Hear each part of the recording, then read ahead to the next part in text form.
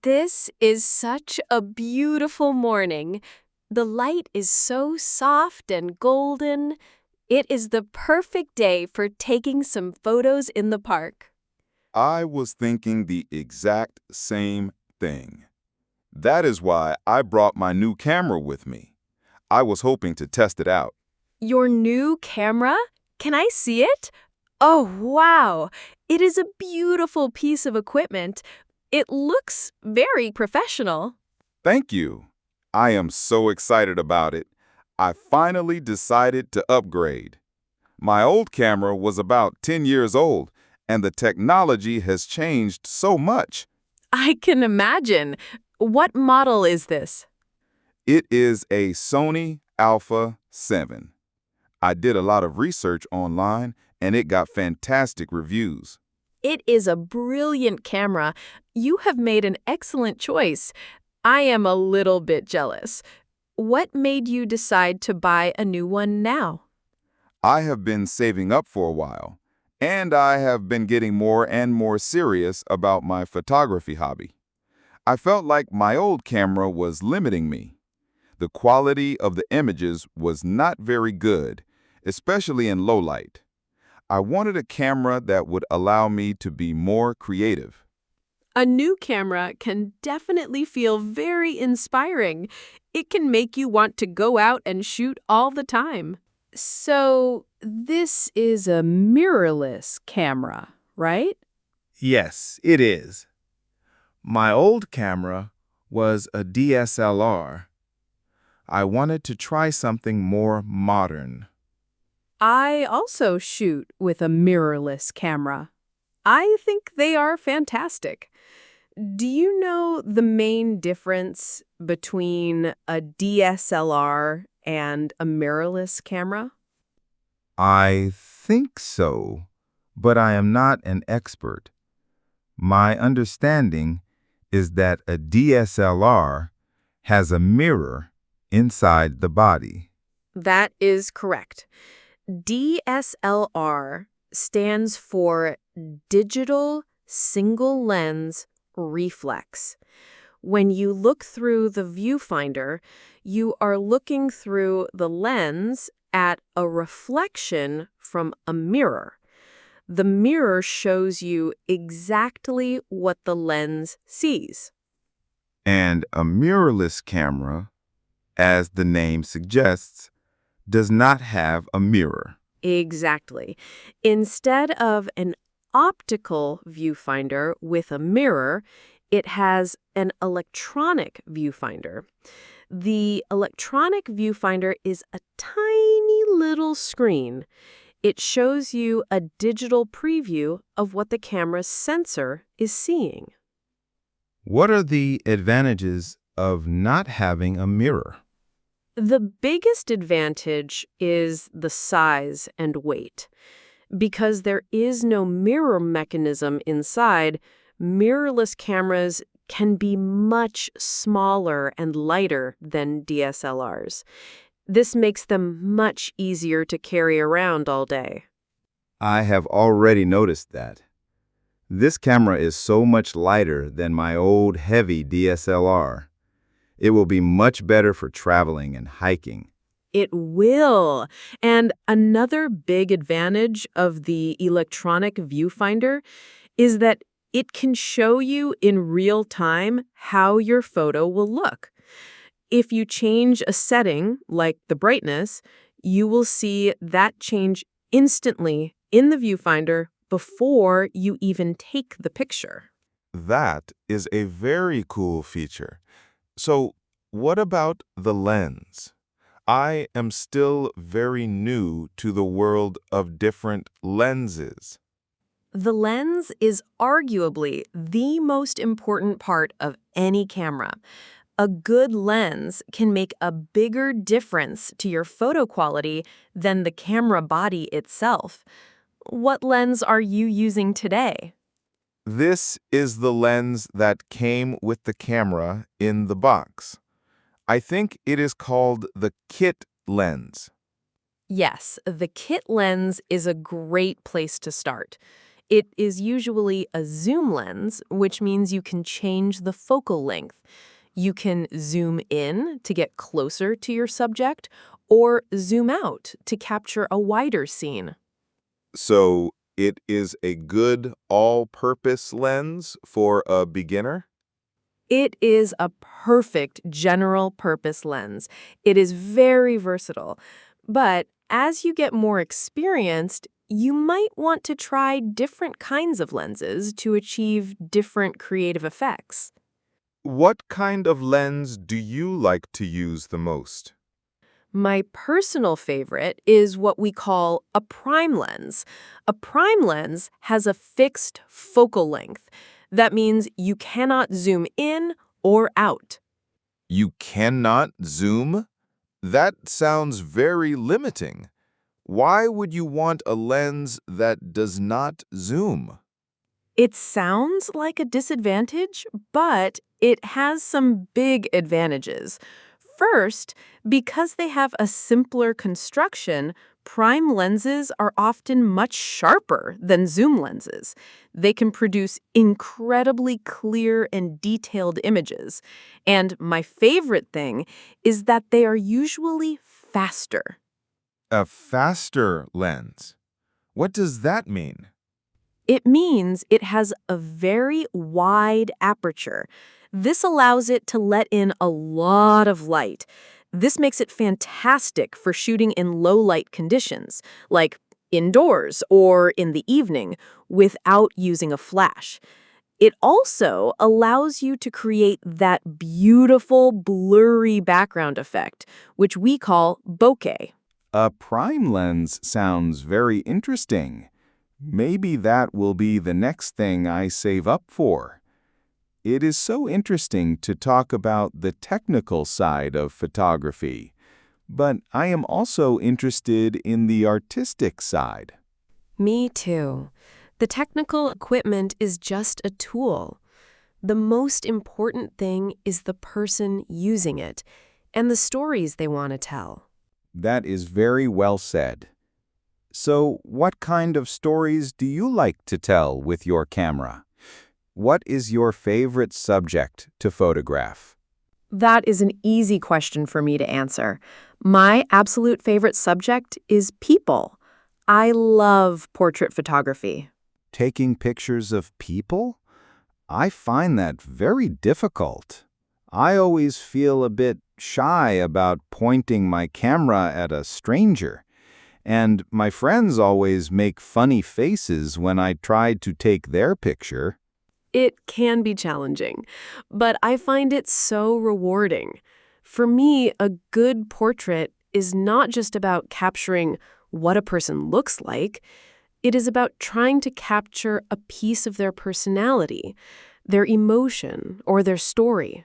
So you try to connect with the person you are photographing. Exactly. I love talking to people, hearing their stories, and then trying to express that through my photograph. It is a very intimate and personal process.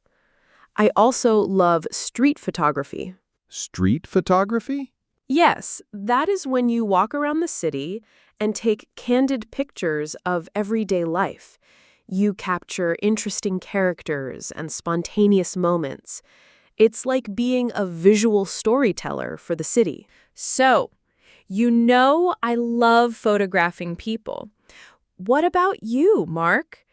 If you could only photograph one thing for the rest of your life, what would you choose? For me, the choice is also very easy. I would choose to photograph landscapes and nature. That is wonderful. So you are the complete opposite of me. I focus on people, and you focus on places. I suppose so. I am not a big city person. I feel most creative and inspired when I am outside, in the mountains, or by a lake.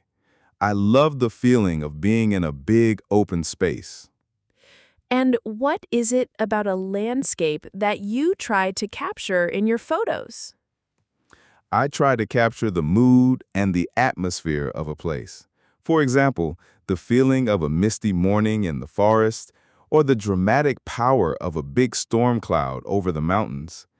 I want my photos to make the viewer feel something. I want them to feel like they are standing right there with me. That is a beautiful goal. It is about capturing a feeling, not just a view. Where is your favorite place to take landscape photos? I think my favorite place is the Austrian Alps. The mountains are just so majestic and dramatic. The scenery changes so much depending on the season. You have the green fields in summer, the golden colors in autumn, and the pure white snow in winter. It is a photographer's paradise. You could spend a lifetime just photographing the Alps and never get bored. You are right about that. So we have very different subjects, but I am sure we can agree on the most important ingredient for any good photograph, no matter the subject. And what do you think that is? It has to be the light.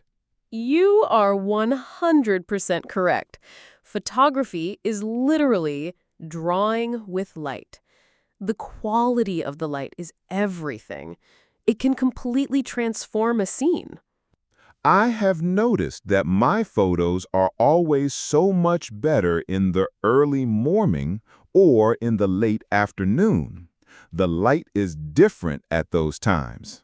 It is. That special time is what photographers call the golden hour. It is the first hour after sunrise and the last hour before sunset. The golden hour. I love that name. Why is the light so special at that time? During the golden hour, the sun is very low in the sky. This means the light is much softer, warmer, and more colorful. It creates long, beautiful shadows that can add a lot of depth and drama to a photograph. And what about the light in the middle of the day? The light in the middle of the day, when the sun is high in the sky, is usually very harsh and direct. It can create very strong, dark shadows and bright, blown-out highlights. It is generally the least flattering light for most types of photography, especially for portraits. So the secret is to get up very early or to stay out late. It is. Many of my best photographs were taken just as the sun was coming up. It is worth the effort of waking up early. I will try to remember the golden hour rule. It is a great tip. Another thing I am trying to improve is my composition. Ah, composition. That is another huge and important topic. It is the art of arranging the elements within your photograph to make it visually appealing. I know my photos are often a bit boring. I tend to just put the most interesting thing right in the center of the picture. That is a very common habit for beginners. It is called central composition. It can be effective sometimes, but it can also be a bit static and predictable. So what should I do instead? There are many rules of composition, but let me teach you the most famous and useful one. It is called the rule of thirds. The rule of thirds? It sounds very mathematical. It is very simple, I promise. Imagine that your photograph is divided into 9 equal squares, like a tic-tac-toe grid. So you have 2 horizontal lines and 2 vertical lines. Okay, I can imagine the grid. The rule of thirds suggests that you should place the most important elements of your scene along these lines or at the points where the lines intersect. For example, instead of putting the horizon right in the middle of your landscape photo, you should place it on the top horizontal line or the bottom horizontal line. So it makes the photo feel more balanced. It does. And if you are taking a picture of a person or a tree, Try placing them on the left or the right vertical line instead of directly in the center. It creates a more dynamic and interesting image. Look at that beautiful fountain over there. You could practice on that. The rule of thirds is a great guideline to keep in mind. But remember, rules are also made to be broken. The most important thing is to experiment and have fun. I will. It is just nice to have some basic principles to help guide my eye. All of this talk is about our big, fancy cameras. But what about our phones? Do you ever take photos with your smartphone? I take photos with my smartphone all the time. I absolutely love my phone camera. Really? I always feel like I should be using my proper camera if I want to take a good photo. I feel like using a phone is cheating somehow. Not at all. You should never feel that way.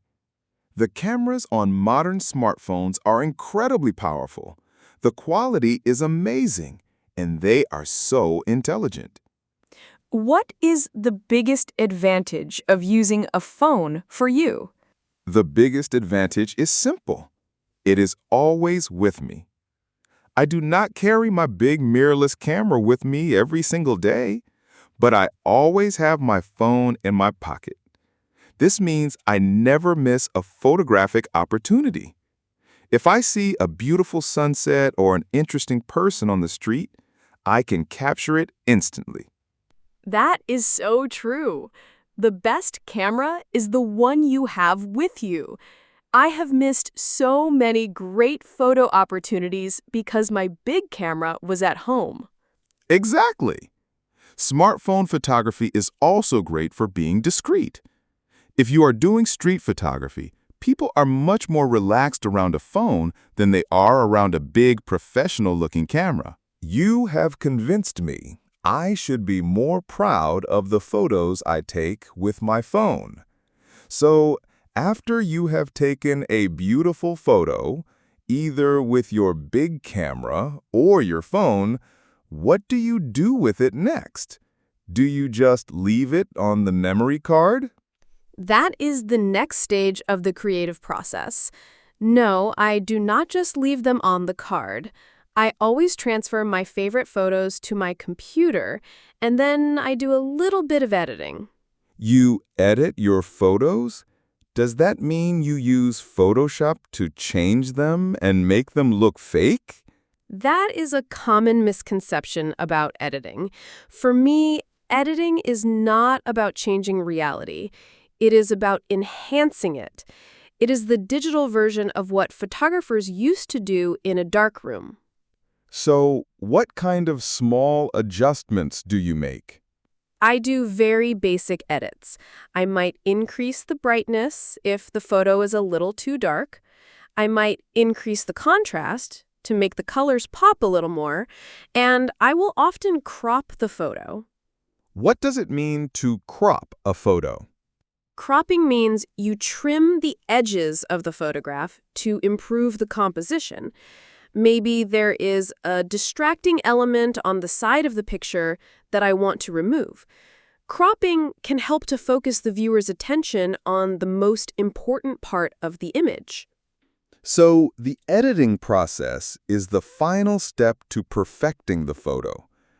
And after you have edited your favorite photos, what do you do with them? Do you share them? I do. I have a personal photography account on Instagram where I share some of my best pictures with my friends and family. It is a nice way to get feedback and to have a visual diary of my life. An Instagram account for your photography is a great idea. I would love to see your pictures. You will have to give me your username. Of course, I would be happy to. And what about you? Do you share your landscape photos anywhere? I do not really. I am a bit too shy. I do not think my photos are good enough yet. I just save them on my computer. You should not be shy. I am sure your photos are wonderful. Sharing your work is a great way to improve and to get inspired.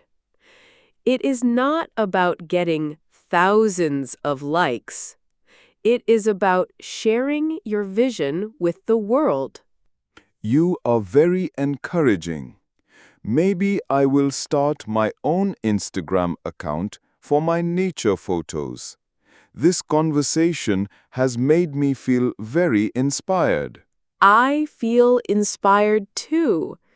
It is so nice to talk to someone who shares the same passion. It makes me want to go and take pictures right now. Me too. This park is so beautiful and the light is perfect. I have an idea. We are both here with our cameras. Why do we not go on a little photo walk together right now? We can walk through the park and challenge each other to take some photos. A photo walk. That is a brilliant idea. We can practice the rule of thirds that you taught me. Exactly. And I can try to find some interesting landscapes. And you can try to take a portrait of an interesting person. We can step out of our comfort zones. I love that idea. Let's do it. This has been a wonderful conversation. Let's go and draw with some light.